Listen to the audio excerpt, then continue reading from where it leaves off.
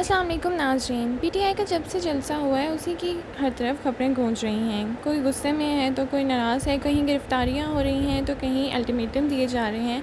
वहीं अली अमीन गंडापुर ने जो बयान दिया उसके बारे में भी बहुत से गुफ्तगू की जा रही हैं। अली अमीन गंडापुर ने कहा कि इमरान खान को 15 दिन के अंदर रिहा करो वरना हम खुद करवा लेंगे। इमरान खान का मिलिट्री ट्रायल बिल्कुल नहीं हो सकता, कोई कर ही नहीं सकता। उनका ये भी कहना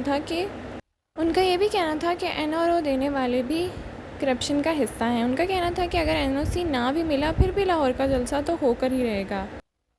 अली अमीन गंडापुर ने यह भी कहा कि हम लाहौर में आके एक एक बात बताएंगे, जो हमें मारेगा हम उसको मारेंगे।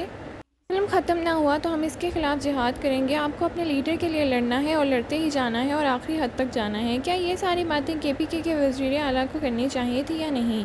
उन्होंने इमरान खान के लिए आसानियाँ पैदा करने की बजाय मुश्किलात तो नहीं पैदा कर दी? लेकिन इसके जवाब में तज्ज़ियाकार अब्सार आलम बहुत भड़क गए। उनका कहना था कि मैं उनको सलाम पेश करता हूँ जो आज तक कहते रहे हैं कि इमरान खान आके तब्दीली लाएंगे और नया पाकिस्तान बनाएंगे। आइए सुनते हैं तज्ज़ियाकारों ने वज़ीर आला के बयानात पर क्या कहा। वीडियो अच्छी लगे तो लाइक और शेयर करना ना भूलिएगा। Thank you. आएगा तो तब्दीली लाएगा, वो नया पाकिस्तान बनाएगा, वो इस मुल्क को मदीना की रियासत, उन मौलवियों का भी, सॉरी मौलवी बीच में रह गए थे, उन मौलवियों को भी सलूट जिन्होंने बताया कि मदीना की रियासत बनाएगा। ये अली अमीन गंडापुर नहीं बोल रहा था, ये इमरान खान बोल रहा था। पता क्यों जी? आपको याद करवाऊँ उसने जलसे में क्या कहा था, क्या कहता था? मरियम मेरा नाम बार बार ना लिया करो इतनी ऊंची आवाज़ में वरना तुम्हारा शौहर जो है वो बुरा मान जाएगा। कहा था जी, कहा था जी जी जी। कितने दानश्वरों ने उसका साथ छोड़ा, उसके बाद कितने एथिकल फिलोसोफर्स ने उसका साथ छोड़ा, कितने रिटायर्ड सरकारी नौकरों ने उसका साथ छोड़ा इस बात पे कि तुम्हें औरतों से बात करने की तमीज नहीं है। छोड़ा नहीं छोड़ा ना? तो आज उसके जो लौंडे लपाड़े हैं ना, आगे जो उसके छलेडे हैं, जो पले हुए हैं, आपके ख्याल में अली अमीन गंडापुर आपने कहा डराने आया था? किसको डराने आया था? उनकी पॉकेट में पड़ा हुआ है। पॉकेट मैंने जरा मुहज्जब लफ्ज कहा, बूट कहना चाहिए था। उनकी पड़ा हुआ है। अफसार साहब एक मिनट आप कह रहे हैं जहां पॉकेट में पड़ा है उनको जो मुखातिब करके जो कुछ कह गया है वो उधर बर्दाश्त करना आसान है, ये तो बात भी वहां करना चाहते हैं, आप पॉकेट में कह रहे हैं। देखिए मेरी बात सुने, ये गेम बड़ी सोफिस्टिकेटेड होती है। कुछ जो चीजें होती हैं ना, पुर्जे छोड़े होते हैं खुद जानबूझ के। वो किसको नुकसान, आपने भी कहा नुकसान किसको होगा?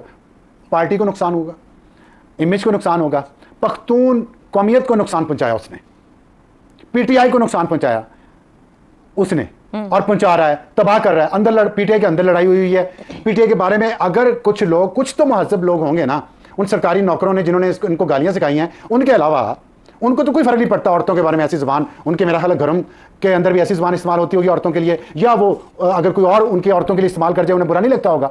आम लोगों को, पाकिस्तानियों को लगता है बुरा अगर औरतों के खिलाफ इस तरह की जुबान लीडर इस्तेमाल करें, चाहे वो मुस्लिम लीग नून के लीडर हों, पीपल्स पार्टी के लीडर हों या पीटीआई के लीडर हों। फर्क सिर्फ एक है कि पीटीआई को यह कह के लाया गया कि तीसरी कुव्वत है, नहीं है, इन सबसे मुख्तलिफ है। और 20 साल ये प्रोपेगेंडा हमारे जहनों में डेरा गया। लेकिन आज हम देखते हैं इस मुल्क में जो सबसे बुरा इस्तिआरा है गाली का, सियासत को, सियासतदान को, हमारे कल्चर को बुरा कहने का, वो पीटीआई के पास है। और पीटीआई उसको अगली स्टेजेस तक ले गई है। कोई औरत महफूज नहीं है उनके जलसे में, कोई खातून सहाफ़ी उनसे महफूज नहीं है, कोई खातून सियासतदान उनसे महफूज नहीं है। और ये किसके नाम पे कर रहे हैं? पख्तून होने के नाम पे, पठान होने के नाम पे। आप सोचिए कितनी खतरनाक गेम खेल रहे हैं, कितनी गंदी गेम खेल रहे हैं। और इनको सिखाई ये गेम किसने? इनको मीडिया पे प्रमोट किसने किया? ये सब कसूरवार हैं। और ये चलो छोड़े, मैं जो सियासी भड़क लगाई है उन्हें 15 दिन और 2 हफ्ते वाली, और आगे से नून लीग ने भी क्या करके दिखाओ, ये कोई जरूरत थी इस वक्त ये बात कहने की, या वाकई 2 हफ्ते में बानी पीटीआई बाहर आने वाले हैं? हाँ जरूरत थी, जलसा था, लोग थे, लोगों को ड्रामा करके दिखाना था। इसलिए अलीमा खान पेशावर में जाके उस पर करप्शन के इल्जाम लगा के आ गई हैं, नहीं लगाए, और एस्टेब्लिशमेंट से ताल्लुकात के इल्जाम लगा के आ गई हैं। उसने अपने आप को बताना था। देखिए कुछ लोग रखे होते हैं जो बाहर खड़े होकर गालियां देते हैं एस्टेब्लिशमेंट को, लेकिन अंदर से साथ मिले होते हैं। He is one of them. मैं जिम्मेदारी से बात कर रहा हूँ। और कह रहे हैं मुझे एक बात में गिरफ्तार, अब तो कह रहे थे कर लेंगे, उन्होंने नहीं किया, तो कहते क्यों करें गिरफ्तार? वो किसका नुकसान कर रहा है, हमारा या अपनी पार्टी का या पख्तून कौमियत के लोगों का? अब आप खुद बता दें किसका नुकसान उसने किया है। क्यों करें इसको अंदर, क्यों इसको हीरो बनाएं? आप मुझे बताएं, आपने सिस्टम को डराने आया था, मुझे बताएं कोई शख्स इस सिस्टम को डरा के चीफ मिनिस्टर बन सकता है, डायरेक्ट मफरूरियत से वो चीफ मिनिस्टर की कुर्सी पे पहुंचा। वैलिड पॉइंट, कुछ तो है ना सिस्टम के अंदर जो उसको सपोर्ट कर रहा है, कुछ तो है जो आजादी है कि आप कुछ भी कहें। सबको तो ये आजादी नहीं होती कि आप जो जब कहना चाहें आप कह सकते हैं। आप ठीक कह रहे हैं शहजाद साहब, मैं आपकी जानिब जी बिल्कुल, ये बात सही है। शहजाद साहब, इजाजतनामे के बावजूद हुकूमत ने बड़े पैमाने पर रुकावटें डाली और फिर इसकी जो हमें बहुत से पॉइंट ऑफ व्यू सामने आ रहे हैं कि 9 मई की तरह की किसी बात का खतरा था, कोई सियासी एडवेंचर हो सकता था या कोई खौफ था जलसा बहुत बड़ा ना हो जाए। जब इजाजत दे दी गई थी तो इतनी सब रुकावटों की जरूरत क्या? और ये भी कमेंट कीजिएगा कि जो ये जिस तरह की गुफ्तगू, हिजान अंगेजी, सब कुछ वहां दिखाया गया, ये मैसेज किया गया या सिर्फ एक जलसे की हद तक के बयानात हैं? इससे ज्यादा गंडापुर कुछ नहीं करेंगे सकते हैं। अच्छा, एक तो इन तमाम रुकावटों के बावजूद जो जलसा हुआ, आपने देखा कि उसने किस किस्म का गुस्सा और इश्ताल दिला दिया है लोगों के अंदर, खासतौर पर उन लोगों को जो कि पीटीआई को या उसके लीडरान को जिस नज़र से देखते हैं। यानी आपने उसका मुजाहरा देख लिया और हम देख रहे हैं कल से कि जो ये कमेंट्स आ रहे हैं उनका क्या नेचर है। बजाय इसके कि एक न्यूट्रल ऑब्जर्वर के तौर पर बात की जाए, विकेट के दोनों तरफ खेलना मुनासिब नहीं होता। यानी गंडापुर का कम से कम एक चीज़ तो क्लियर हुई कि वो फौजी बूटों में बैठ के नहीं आया और किसी का परवरदा नहीं है, क्योंकि वो इस किस्म की गालियां दे गया वहां खड़ा होकर। आप गालियों को सुना जाए या इस चीज़ को माना जाए कि वो किसी का परवरदार किसी के बूटों में बैठ के आया और चीफ मिनिस्टर सीधा बन गया। तो मेरा ख्याल है कि हमें भी थोड़ा बहुत अपने आप के साथ इंसाफ करना चाहिए। बहरहाल मेरा ख्याल है कि जो कुछ उसने कहा अली अमीन गंडापुर ने, ख्वाजा आसिफ ने उसका खातिर खा जवाब दे दिया आज। लेकिन खुशकिस्मती हमारी ये है कौम के तौर पे कि हम बड़कों वालों की बुनियाद पे हम ये मुकदमात या सियासत नहीं चलाने देते।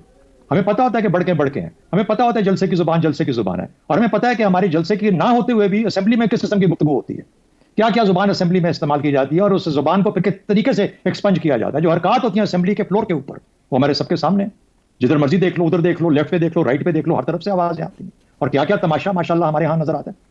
तो ये जो लोग एक एक्सपेक्ट कर रहे थे कि भाई वो इस किस्म की कोई बात करेंगे या होगा जो कि हमारी सियासत को बिल्कुल बदल के रख देगा, ऐसा नहीं है। सियासत है, पाकिस्तान की सियासत है, मीडिया है, सियासत है। तो इसी तरीके से तो आगे चल रही है। तो बात यह है कि क्या सवाल आपका ये होना चाहिए कि क्या गंडापुर को ये इस किस्म की गुफ्तगू करनी चाहिए थी कि नहीं? हरगिज नहीं। लंबी गेम का घोड़ा इस किस्म की बात नहीं करता। ये लंबी गेम का घोड़ा नहीं था, ये वो घोड़ा था जो कि अस्तबल से निकला और बिल्कुल फ्री फारे हो गया। उसको एक आगे हंगाम नजर आया, आगे एक इतनी दुनिया नजर आई। और हमारा सबसे बड़ा मसला पाकिस्तानियों का यह है कि हम अपनी बात करते हुए, अपनी सोच का इजहार करते हुए, हम तनासुब, प्रोपोर्शन जैसे कहते हैं, उसको हम मद्देनजर नहीं रखते। हमें यह नहीं पता होता कि हमने कहां पे रुकना है। और इसी बीमारी का आकाश कल अली अमीन गंडापुर हुआ।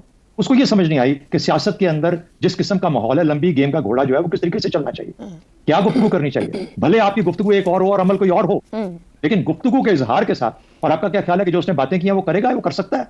हमारे यहाँ तो सियासी बयानात हर तरफ चलते हैं और बाद में कह भी दिया जाता है कि ये तो सियासी बयान था।